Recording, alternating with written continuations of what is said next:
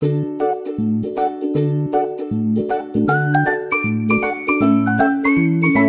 semuanya, assalamualaikum. Kembali lagi di video reaction saya kali ini guys. Oke, mudah-mudahan semuanya sehat selalu.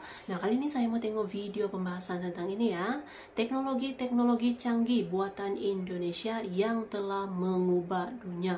Jadi teknologi buatan Indonesia ini ya, yang telah pun diakui negara-negara di dunia apa saja itu. Oke, so jangan lama-lama lagi, mari sama-sama tengok video ini. Let's go.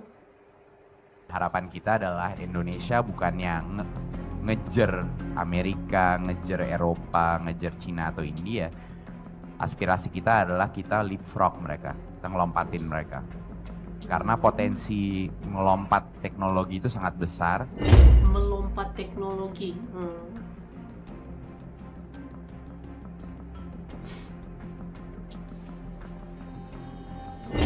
Kita ini memiliki sebuah kapasitas terpendam, mempunyai kekuatan yang terpendam, tapi belum dibangkitkan. Jangan dipikir anak-anak kita ini kalah dengan negara lain, bangsa lain. Tidak, percaya itu. Saya sudah membandingkan dengan negara-negara lain. Tapi memang kita belum fokus ke sana, membenahi, memperbaiki. Jadi kalau kita makin meningkatkan kapasitas SDM kita dengan suatu kurikulum yang membuat mereka itu mampu menjadi pionir, inovatif, maka itu dilakukan. Maka investasi di bidang sumber daya manusia akan menjadi prioritas. Di era ini hampir semua negara maju di dunia bersaing satu sama lain, membuat dan mengembangkan teknologi terbaru yang lebih canggih.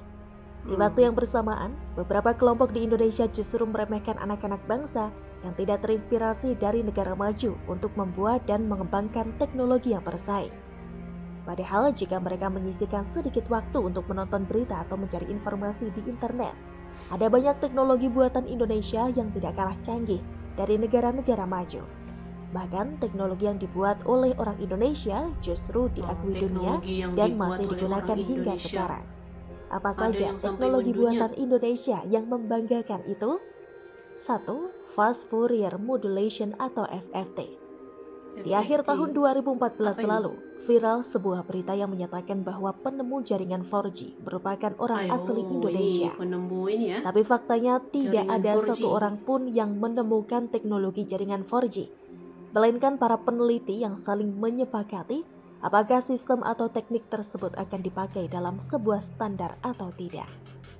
Salah satu penemu dan peneliti jaringan tersebut benar orang Indonesia, adalah Hoirul Anwar yang menemukan dan mematenkan teknologi yang menggunakan konsep 2FFT atau Fast Fourier Modulation yang dipakai pada SCDFMA atau Single Carrier Frequency Division Multiple Access dalam proses uplink 4G LTE. Teknologi FFT ini dapat digunakan dalam jaringan 4G yang berfungsi untuk mendukung bandwidth transmisi standar LTE. Singkatnya, teknik ini bekerja untuk menerima data, kontrol sinyal, dan mengeluarkan data streaming. 2. Pesawat Gatot Kaca N250. Pesawat N250 adalah pesawat sipil yang merupakan karya dari mantan Presiden Republik Indonesia ketiga B.J. Habibie bersama PT Industri Pesawat Terbang Nusantara atau IPTN di tahun 1990-an. B.J. Habibie merupakan sosok yang membuat dan merancang prototipe pesawat N250 dengan harapan pesawat itu dapat terbang dan menghubungkan setiap daerah kepulauan di Indonesia. Nama pesawat N250 Gatot Kaca sendiri memiliki makna tersendiri. Huruf N yang berarti Nusantara, angka 250 berarti 2 mesin dan 50 kapasitas penumpang. Sedangkan nama Gatot Kaca merupakan nama pemberian dari Presiden kedua Soeharto.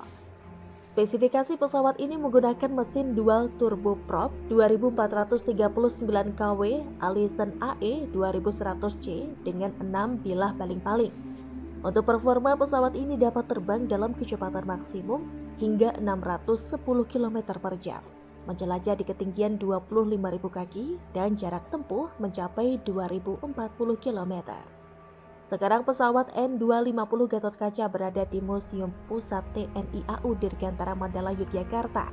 dan ditetapkan sebagai bagian kompleks aset negara yang bersejarah. 3. Pondasi Cakar Ayam. Pondasi Cakar Ayam pertama ditemukan oleh Profesor Insinyur Sediatmo di RHJ di tahun 1961 saat beliau mendapatkan tugas untuk mendirikan 7 menara tegangan listrik di daerah rawa-rawa Ancol. 2 dari 7 menara berhasil didirikan dengan sistem pondasi konvensional. Namun, karena keterbatasan waktu, akhirnya Profesor Sediatmo mulai mencari cara untuk mendirikan menara di area tanah yang lembek. Akhirnya terciptalah metode pondasi cakar ayam yang menciptakan pelat yang lebih kaku dan tahan terhadap beban. Konstruksi pondasi cakar ayam ini akhirnya mulai banyak diterapkan di berbagai proyek pembangunan.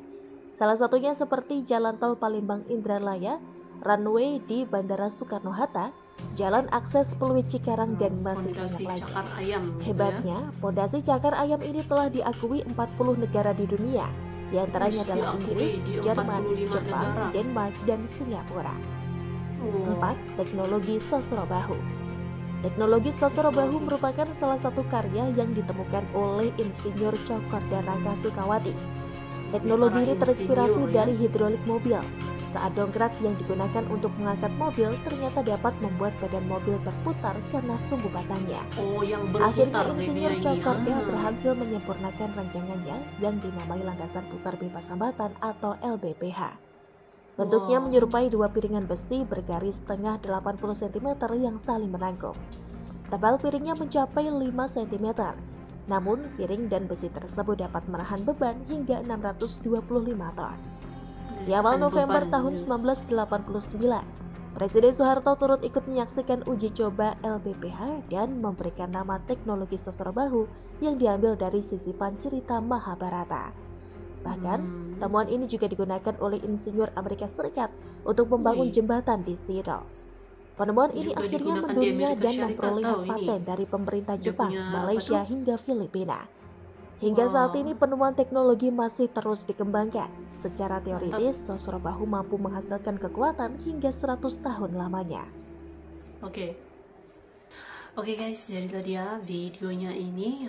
Jadi inilah dia nih teknologi buatan Indonesia lah gitu kan, yang diakui banyak negara di dunia gitu. Macam tadi fondasi cakar ayam gitu kan, penemu 4G, lepas tuh ada banyak lagi gitu kan dia punya teknologi buatan anak Indonesia. Bahkan ada juga yang menggunakan gitu kan. Teknologinya itu digunakan di luar negeri, macam tadi yang di Amerika Syarikat pun guna juga gitu kan. Jadi itulah dia gitu kehebatan ini ya, teknologi buatan anak Indonesia ya, hebat ini. So terima kasih banyak sebab kamu sudah menonton video ini. Jangan lupa macam biasa untuk support channel saya dengan subscribe, like video ini, dan jangan lupa untuk komen juga. Oke, terima kasih banyak dan kita jumpa lagi di video seterusnya. Assalamualaikum.